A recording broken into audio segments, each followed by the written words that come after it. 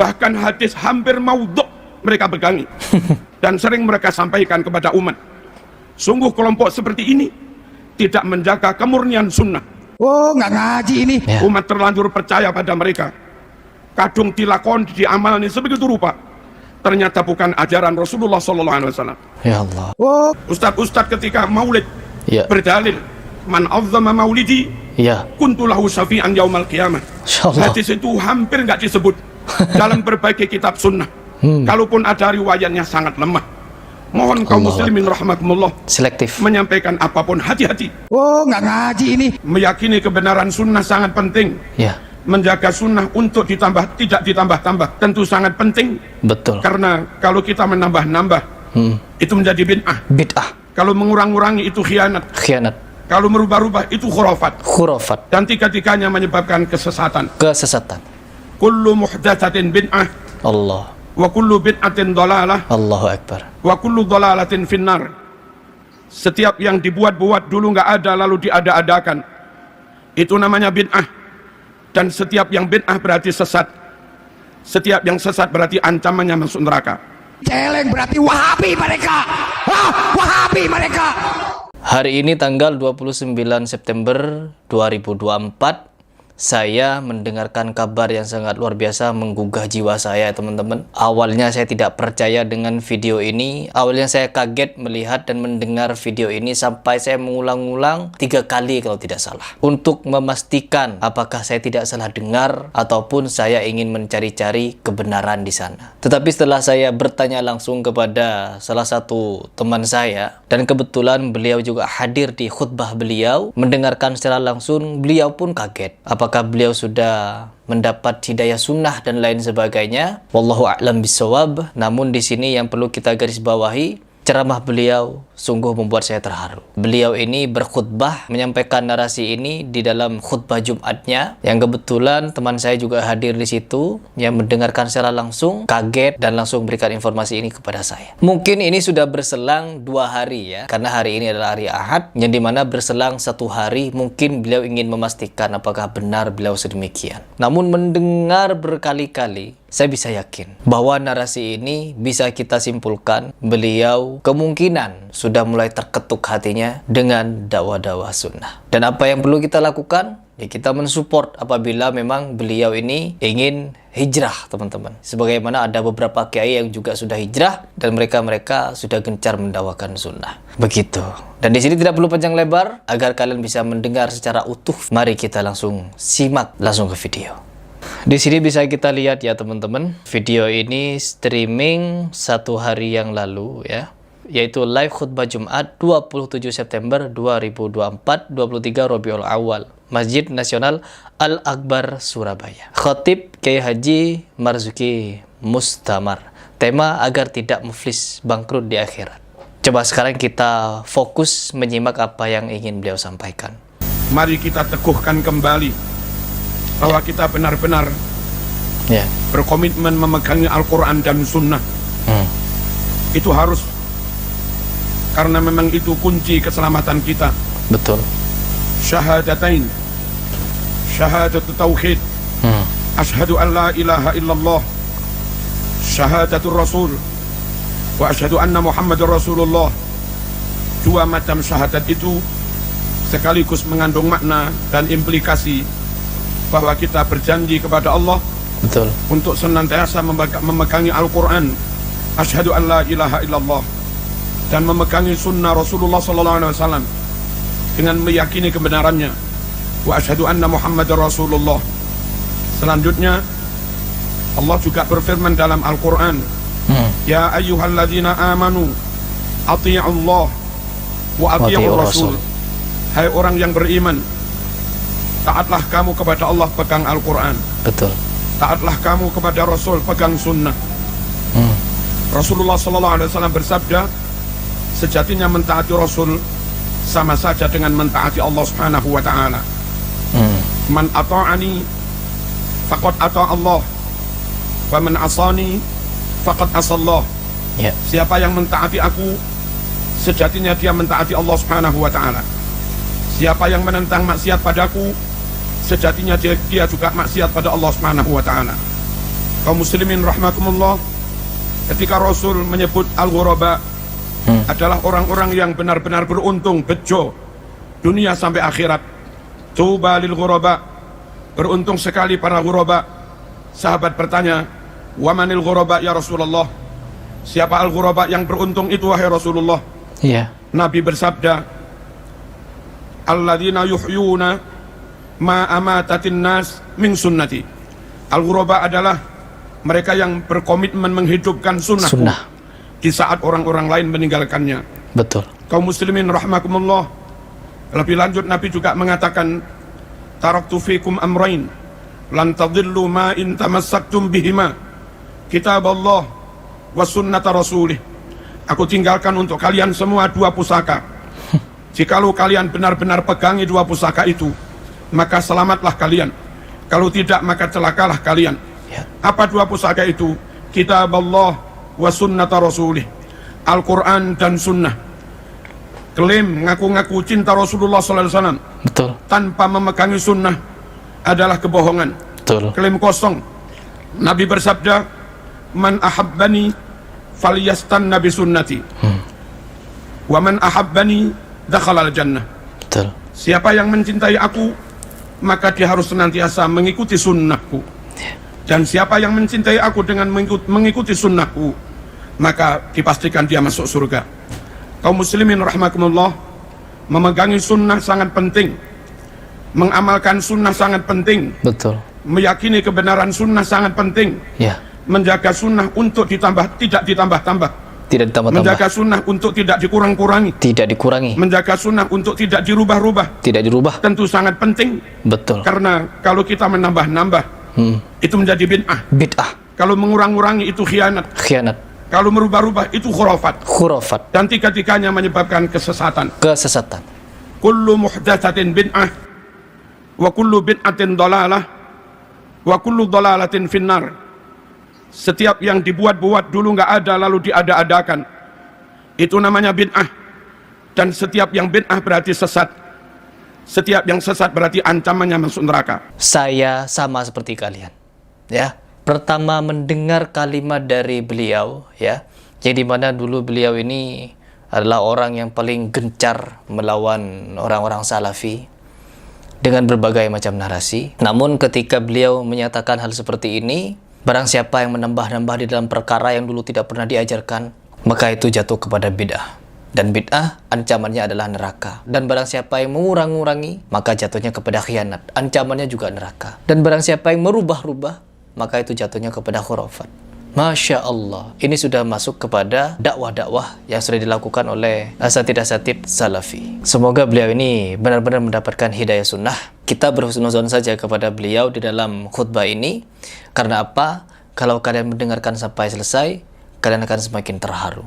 Kaum muslimin rahmakumullah, bagaimana menjaga sunnah supaya tetap utuh, ditambah tidak, dikurangi tidak, dirubah-rubah makna dan pemahamannya juga tidak. Tidak. Jangan ikut golongan-golongan yang menyimpang dari ahlu sunnah wal jamaah. Ada golongan yang hanya mencintai ahlul bait, yang hanya percaya kepada ahlul bait, yang hanya menerima hadis riwayat ahlul bait. Ya. Golongan seperti ini, kalaupun di Sahih Bukhari ada ratusan bahkan ribuan hadis sahih. Kalau di Sahih Muslim ada ratusan bahkan ribuan hadis sahih. Namun hadis itu riwayat dari sanad sahabat. Maka mereka pun menolaknya. Ya. Dan kalau mereka menolak hadis riwayat sahabat, menurut mereka hadis hanya dari jalur ahlul bait. Ya. Berapa ribu sunnah Rasul yang mereka tolak. Betul. Sikap seperti ini tidak menjaga keutuhan sunnah. Padahal Allah berfirman dalam Al-Quran, wa ma atakumur rasul fakhudhuh. Sunnah apapun yang telah disampaikan Rasul kepadamu, ambil semua. Sikap seperti di atas tersebut menyalahi Al-Quran yang memerintahkan supaya ambil seluruh sunnah. Tirulah para sahabat, mendapat perintah apapun diterima, tidak pernah banggil, betul, tidak pernah menolak, senantiasa dijawab sami'na wa ata'na. Sami'na wa ata'na. Wa qalu sami'na wa ata'na ghufranaka rabbana wa ilaikal masir. Kaum muslimin rahmakumullah, ada juga golongan yang hanya percaya kepada sahabat. Betul. Mereka membenci ahlul bait. Mereka menolak ahlul bait. Mereka menolak hadis sahih sekalipun kalau itu riwayat ahlul bait. Lagi-lagi golongan seperti ini juga tidak menjaga keutuhan sunnah dengan menolak riwayat-riwayat ahlul bait. Berapa persen sunnah Rasulullah SAW yang hilang? Ada juga golongan yang punya prinsip, kalau nggak masuk akal nggak kami terima. Akhirnya hadis Bukhari, Muslim yang bercerita tentang Mi'raj Rasulullah SAW, mereka tolak dengan alasan nggak masuk akal. Hadis bahwasanya dari sela-sela jari Rasulullah SAW menyumber air, itu ada di Bukhari Muslim, mereka juga menolaknya, alasan nggak masuk akal. Bahwa menjelang kiamat matahari terbit dari barat, terbenam di timur, ada di Sahih Bukhari Muslim, mereka juga menolaknya dengan alasan tidak masuk akal. Iya. Hindari kelompok-kelompok seperti ini. Selamatkan keluarga kita dari kelompok seperti ini, karena akan membawa kita atau keluarga kita mengingkari sunnah ataupun mengingkari sebagian dari sunnah. Padahal amanat dari Al-Quran, fakhuduh, ambil semua yang disampaikan Rasulullah SAW. Kaum muslimin rahimakumullah, ada juga golongan yang tidak selektif. Hadis-hadis sangat lemah pun dipegangi. Lemah. Betul. Hadis munqati' dipegangi. Ya. Hadis muttarib dipegangi. Bahkan hadis hampir maudhu' mereka pegangi. Dan sering mereka sampaikan kepada umat. Sungguh kelompok seperti ini tidak menjaga kemurnian sunnah. Betul. Dan kasihan umat. Ya. Umat terlanjur percaya pada mereka. Kadung dilakon, diamalni sebegitu rupa. Ternyata bukan ajaran Rasulullah SAW. Ya Allah. Ternyata bukan perintah Rasulullah SAW. Ya Allah. Sementara yang dijanjikan ada pahala.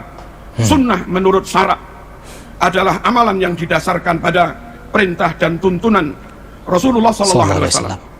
Sahih Muslim menyebutkan, man amila amalan laisa alaihi amruna fahuwa raddun. Setuju. Siapa yang melakukan amalan tidak didasarkan perintah kami, nggak ada tuntunan yang sahih, maka amal itu ditolak. Tertolak. Jamaah, hindari pula kelompok-kelompok yang tidak teliti, tidak selektif, tidak melakukan jarh wa ta'dil, tidak melakukan verifikasi secara ketat terhadap berbagai riwayat, akhirnya terjebak kepada hal-hal yang khurafat, yang didasarkan pada riwayat yang maudhu atau riwayat yang sangat lemah. Ada beberapa contoh. Jumat terakhir di bulan Ramadan ba'da Isya, orang pada sholat 12 rakaat dengan dinamakan sholat raghaib. Katanya bisa menggantikan barangkali ada sholat fardu yang ditinggalkan. Itu hadisnya maudhu, teman-teman. Ada juga orang yang sholat di malam nisfu Sa'ban, hadisnya amat sangat lemah. Sholat sunat. Ada juga yang sholat di hari Jumat minggu pertama bulan Rajab dengan maksud menebus dosa setahun, hadisnya juga amat sangat lemah. Masih banyak ustadz-ustadz ketika maulid berdalil, man azzama maulidi kuntu lahu syafi'an yaumal qiyamah. Hadis itu hampir nggak disebut dalam berbagai kitab sunnah. Kalaupun ada riwayatnya sangat lemah. Mohon kaum muslimin rahimakumullah, selektif menyampaikan apapun, hati-hati. Mari kita jaga sunnah. Jangan ditambah-tambah, jangan dikurang-kurang, jangan dirubah-rubah. Yang tidak sahih jangan dicampur dengan yang sahih. Kasihan umat. Di samping itu kaum muslimin rahimakumullah, supaya memaknainya tetap benar, nggak menyimpang, serahkan bagaimana memaknai Quran sunnah kepada para ulama, kepada para kiai. Mereka lah yang mewarisi ilmu dari gurunya, dan mereka lah yang ngaji langsung dengan kitab Bukhari Muslim asli. Bukan hanya itu, mereka juga membekali diri, melengkapi diri dengan ilmu alat. Mereka alim nahwu, mereka alim sorof, mereka alim balaghah, mereka alim mantik, mereka alim usul fikih, mereka mengerti mustalah hadis, mereka mengerti ulumil Quran, mereka mengerti gharaibul alfaz dan yang lain-lain. Yang mana ilmu-ilmu itu sangat penting untuk memastikan kebenaran pemaknaan Quran, pemahamannya, istimbatnya, ataupun penafsirannya. Yang tidak menguasai ilmu-ilmu alat, mohon jangan berani-berani menyentuh, berani menafsirkan Quran.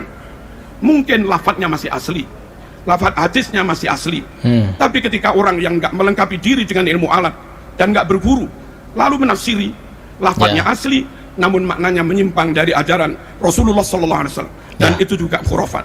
Betul. Dan bagi orang awam kita yang awam ini, kaum muslimin, hati-hati memilih guru, hati-hati memondokkan anak, hati-hati memilih lembaga untuk anak-anak kita. Sekiranya terindikasi non ahlus sunnah wal jamaah, atau ngaku-ngaku ahlus sunnah tapi tidak benar-benar alim, mohon dihindari supaya anak-anak kita selamat, tidak mendapatkan riwayat yang salah, tidak mendapatkan ajaran yang salah, tidak mendapatkan ajaran yang ditambah-tambah. Betul. Penutup, Nabi berdoa, Allahumma arham khulafai, ya Allah rahmatilah para generasi penerusku. Sahabat bertanya, wa man khulafauka ya Rasulullah, siapa generasi penerusmu hai Rasulullah? Siapa? Nabi bersabda, alladzina yarwuna ahadisi, yaitu mereka-mereka yang menyebarkan, menyampaikan sunnah-sunnahku. Semoga sekelumit khutbah ini membuat kita semakin komitmen memegang Al-Quran dan Sunnah. Amin. Dan itulah kunci keselamatan kita. Amin. Juga keluarga kita. Ya ayyuhalladzina amanu qu anfusakum wa ahlikum naro. Hai orang-orang yang beriman, jaga dirimu, keluargamu, jangan sampai mereka masuk neraka. Amin. Bismillahirrahmanirrahim. Wal asri innal insana lafi khusr illa alladzina amanu wa amilus solihat wa tawassaw bil haqq wa tawassaw bis sabr.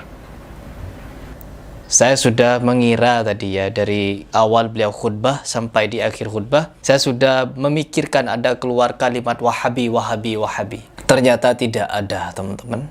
Ya, Masya Allah. Tidak ada satupun keluar dari lisan beliau kalimat wahabi. Ini sesuatu yang baru ini ya. Ini sesuatu yang sangat luar biasa menurut saya. Saya tidak tahu apakah ini hijrahnya beliau untuk berdakwah memberantas takhayul, bid'ah dan khurafat, karena jelas tadi beliau menyatakan ajaran Islam tidak boleh ditambah-tambah. Apalagi tidak ada diajarkan oleh Nabi Muhammad SAW lalu diada-adakan, maka itu menjadi bid'ah. Beliau yang mengucapkan, bukan Harry Pras. Jadi ke depan saya juga ingin melihat apakah beliau ini bersungguh-sungguh di dalam khutbah ini, atau ada makna tersirat, atau ada hal sesuatu yang mungkin tidak seperti yang saya pikirkan. Wallahu a'lam bishawab. Jadi mari kita sama-sama sering mendoakan semoga beliau terbuka hatinya dan mendapatkan hidayah sunnah. Amin, amin ya rabbal alamin. Silakan berikan komentar bagaimana pendapat kalian.